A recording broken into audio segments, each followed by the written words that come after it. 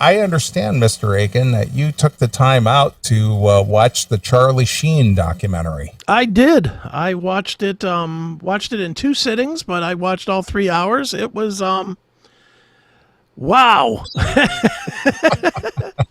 And I prefaced it a lot last week. If everything in the documentary is true to form as it's told, if it's to be believed about the excessive drug use and so on and so forth that Charlie Sheen imbibed in, that guy's lucky to be alive. He definitely has tiger blood in him. He does. He did definitely, but I guess I'm starting to really wonder if cocaine is just not bad for you. Because we know a zillion guys that all did mountains of blow. Right. And they're all alive.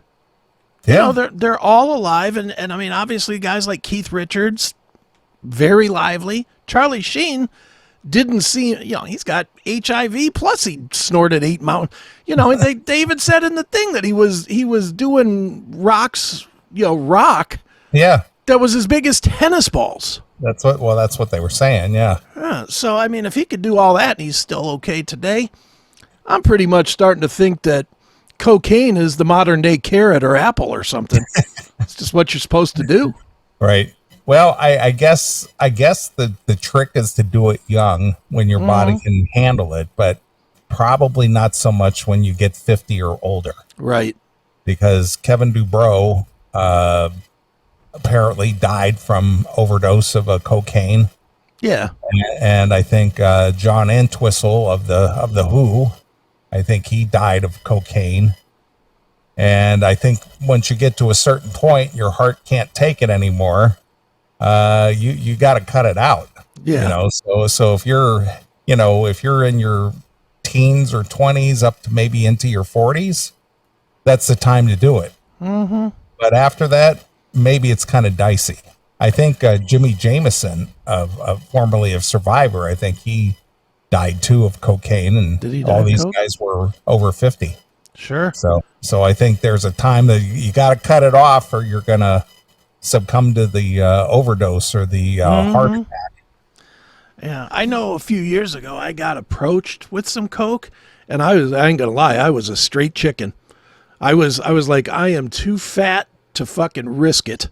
Yeah. To risk pushing my heart like that, I will die. Right. I'm sure I got a 70% blockage anyway, just waiting to kill me. Last thing I need to know is put in some spackle, known as cocaine, into it. No, thank you.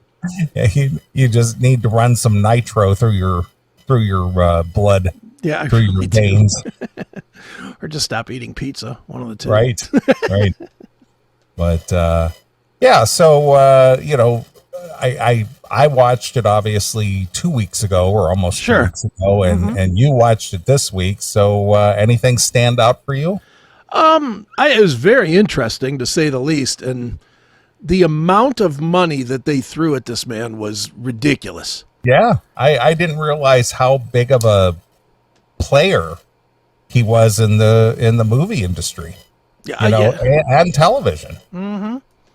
Yeah, but even just the 2.5 Men stuff. I mean, he was making what, $50 million a year? Yeah, he was. What was he making? $2 million $2 million an episode? An episode. Yeah, $2 million an episode, and it was. I was blown away by that amount of money that he was, because once he had all that money, there was no stopping him at that point. What are you going to do? You can't. How are you going to control somebody that has $200 million and wants to party and wants to use it?